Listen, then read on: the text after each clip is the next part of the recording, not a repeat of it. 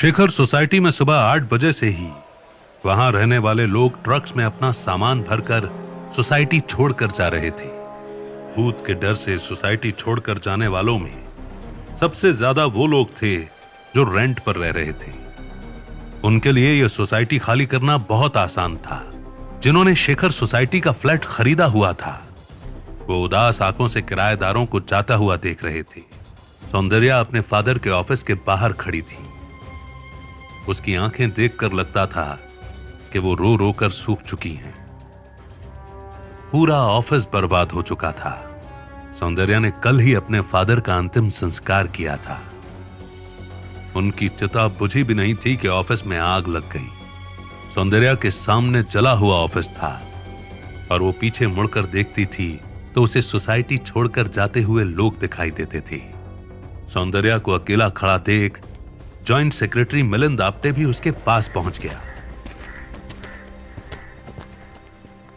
Madam, जो हुआ बहुत गलत हुआ, लेकिन मैं आपको प्रॉमिस करता हूं कि इसके पीछे जो कोई भी है वो पकड़ा जाएगा। उसको छोड़ेंगे नहीं हम लोग। क्या फायदा इस सब का मिलिंद? जिसको जाना था चला गया, जिसे जाना है वो जा ही रहा है। आग तो लग चुकी है मिलिंद, सब तो जल चुका है।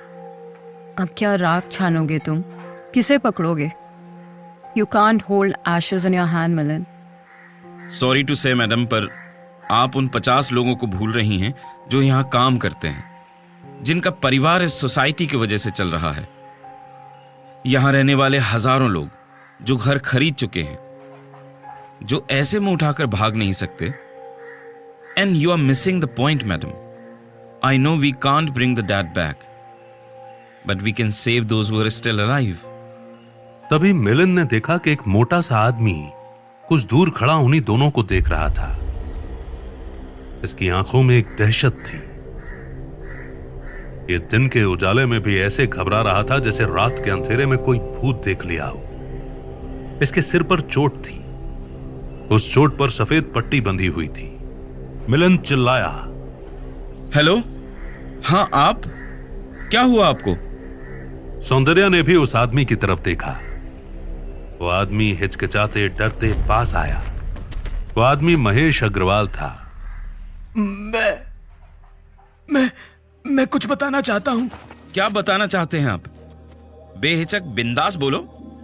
सौंदर्या भी उसी का चेहरा देख रही थी। नहीं, यहां नहीं, कहीं बाहर, यहां सोसाइटी के प्रीमाइसेस से बाहर। सौंदर्या मिलिंद से बोली, मेरे पास बाहर जाने का टाइम नहीं है। मिलिंद, तुम हैंडल कर लो। अगर जरूरत पड़े तो इंस्पेक्टर रहाणे को बुला लो। मैंने उस रात सब कुछ देखा था। किस रात?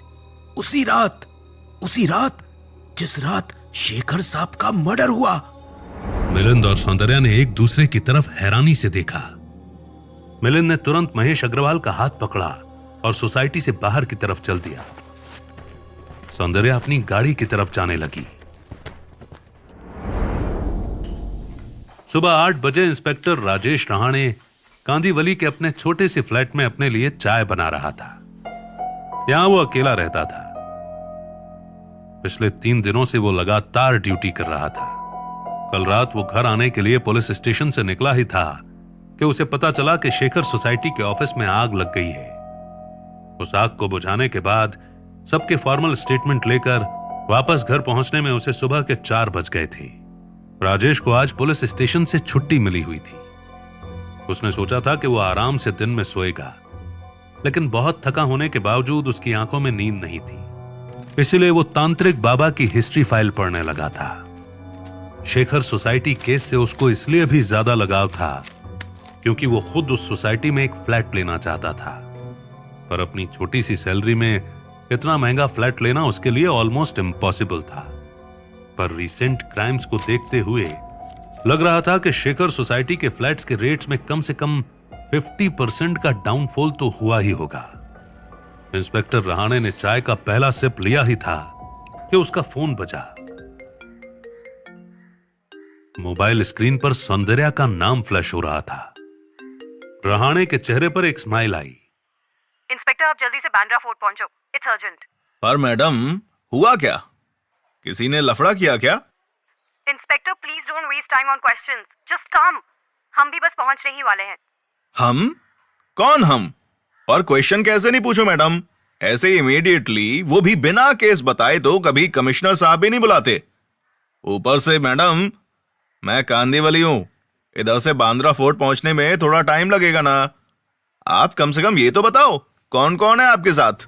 मेरे साथ मिलिंद आप्टे हैं, जिनसे आप मिल चुके हैं, और मेरे साथ एक आई विटनेस है जिसने पावा का मर्डर होते हुए देखा है। अब आप डिसाइड कर लो आपको आने में कितना टाइम लगेगा। राजेश ने तुरंत फोन साइड पर रखा और 5 मिनट से भी कम टाइम में वो अपनी यूनिफॉर्म पहन चुका था। गन होल्स्टर में गन लगा चुका था। वो तुरंत घर से बाहर निकला। पीछे उसकी गर्मा गर्म चाय ग्लास में ही पड़ी रह गई। सौंदर्या ने जब गाड़ी बांद्रा के फेमस हाउस ऑफ नोमैड के सामने रोकी तब 9 बज रहे थे। House of nomad hotel Taj lands and का ही एक गेस्ट्रो बार था। बार का असिस्टेंट मैनेजर थॉमस सौंदर्या को अच्छे से पहचानता था। पूरी मुंबई में शेखर सोसाइटी के चेयरमैन कम फाउंडर शेखर मुंडे की मौत की खबर फैली हुई थी। ऐसे में सौंदर्या को डेथ के तीसरे ही दिन बार में 2 आदमियों के साथ आता देख थॉमस थोड़ा कंफ्यूज हुआ। स्टीवर्ड सौंदर्या को एक रिजर्व टेबल पर छोड़ गया। सौंदर्या बैठी तो मिलिंद और महेश भी बैठ गए। सौंदर्या ने बैठते ही ऑर्डर दिया, 1 chill sparkling water for now. Steward के जाते ही सौंदर्या ने अगला ऑर्डर महेश को दिया। मिस्टर महेश, बिना एक भी मिनट वेस्ट किए tell me what you saw that night. Madam, 1 minute. इससे पहले ये कुछ बताए, मैं कुछ पूछना चाहता हूं। सौंदर्या ने मिलिंद की तरफ घूर कर देखा। आप हम इस बार में क्यों आए हैं? Because it's safe. मैं जहां कहीं भी जा रही हूँ वहां मीडिया वाले 10 से 15 मिनट में पहुंच ही जाते हैं, पर यहां ऐसा नहीं हो सकता। Not a single media person can enter this place, that's why. अब तुम महेश को बोलने दो प्लीज। महेश ने इधर उधर देखा। हर टेबल खाली थी। स्टीवर्ड भी नजर नहीं आ रहा था। उस रात मैं बालकनी में था। मेरी बालकनी से 5A का 28th फ्लोर साफ दिखता है। पहले तो अंदर मेरा ध्यान नहीं गया, पर फिर मैंने देखा 2802 से 2 लोग बाहर निकले हैं। उनमें से एक शेखर साहब थे, पर दूसरा कौन था मेरे को नहीं पता। मैडम, आपको पता तो होगा 5A के 28th फ्लोर का कोई भी फ्लैट भरा नहीं है, सब खाली है। फिर वहां शेखर साहब को देखकर मुझे थोड़ा अजीब लगा। मैं उसी तरफ ध्यान से देखने लगा। फिर शेखर साहब के साथ जो आदमी था वो चला गया। उस दूसरे आदमी के जाने से पहले ही 2802 के बाहर चलती लाइट फ्लक्चुएट कर रही थी। फिर ऐसा लगा जैसे शेखर साहब किसी से फोन पर बात कर रहे हैं। फिर अचानक पूरे फ्लोर पर अंधेरा हो गया। मैं कुछ देर तक उधर ही देखता रहा। फिर लाइट आई तो शेखर साहब बहुत परेशान से लगे। हालांकि वो जिस तरह लिफ्ट लॉबी में जल्दी जल्दी टहल रहे थे, उसे देखकर मुझे यही लगा कि वो बहुत परेशान है। फिर अचानक काले कपड़ों में एक साया स्टेयर्स के रास्ते 28th फ्लोर पर आया। बिल्डिंग की स्टेयर्स बाहर से भी देखी जा सकती है, पर मुझे वो साया अचानक स्टेयर्स पर आता दिखा। फिर जब शेखर साहब लिफ्ट का इंतजार कर रहे थे, तब वो काला साया फ्लैट नंबर 2802 में घुस गया। फिर अचानक लाइट्स जलने और बुझने लगी। पूरा फ्लोर पर ऐसा डरावना माहौल बन गया कि मेरी सांस रुकने लगी। तभी 2802 से एक अजीब सा क्रिएचर निकला। उसे देखकर पहली नजर में तो लगा कोई बहुत बड़ा भेड़िया है, या कोई खतरनाक जंगली भालू, या कोई राक्षस। इससे पहले कि मैं कुछ समझता, इससे पहले कि शेखर साहब उसे देख भी पाते, उस राक्षस ने शेखर साहब के गर्दन पर काट लिया। खून का एक फव्वारा छूटा। शेखर साहब के हाथ से फोन भी निकल गया। उस राक्षस ने साहब को जगह जगह से खाना शुरू कर दिया। बस वही मैं बेहोश हो गया और मेरा सर एक गमले से टकरा गया। महेश जब चुप हुआ तो उसने देखा कि सौंदर्या की आंखों में आंसू थे। मिलिंद ने हौले से सौंदर्या के हाथ पर अपना हाथ रखकर उसे तसल्ली दी। सौंदर्या ने उसकी तरफ देखा। उसी टाइम वहां पर पसीना पसीना हुआ इंस्पेक्टर रहाणे पहुंचा। सौंदर्या ने तुरंत अपना हाथ मिलिंद के हाथ से अलग किया और टाइम देखा। 10 बजने में 5 मिनट बाकी थे। मैं थोड़ा लेट हो गया, जबकि हर ट्रैफिक सिग्नल जंप करता आया मैं इधर। 1 मिनट, मिस्टर आप्टे, मैडम रो क्यों रही है? मिलिंद आप्टे ने इंस्पेक्टर रहाणे को शॉर्ट में वो सारी कहानी सुनाई जो महेश अग्रवाल ने अभी सुनाई थी। मिस्टर अग्रवाल, आपको ये सब कुछ पुलिस स्टेशन चलकर भी बोलना पड़ेगा। नहीं साहब, बिल्कुल नहीं। मैं कोई बयान नहीं दे सकता। मुझे जिंदा रहना है। ये आपको कुछ नहीं होगा मिस्टर अग्रवाल, मेरा गारंटी है आपके साथ। सॉरी सर, पर मैं नहीं। मैं ही मर गया तो आपकी गारंटी क्लेम करने कैसे आऊंगा?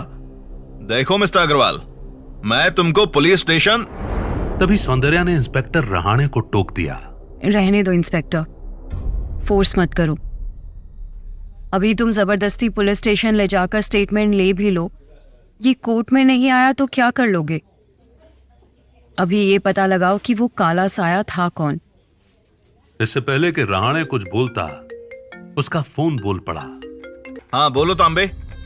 सौंदर्या और मिलिंद को दूसरी तरफ की कोई आवाज नहीं आई। हाँ ठीक है, मैं आता है। राजेश ने अपना फोन काटा और सौंदर्या से बोला, मेरे हेड कांस्टेबल ने बताया है कि सीसीटीवी में कुछ क्लियर दिखा है। मेरे को निकलना होगा अभी। मैं भी साथ चलूंगी।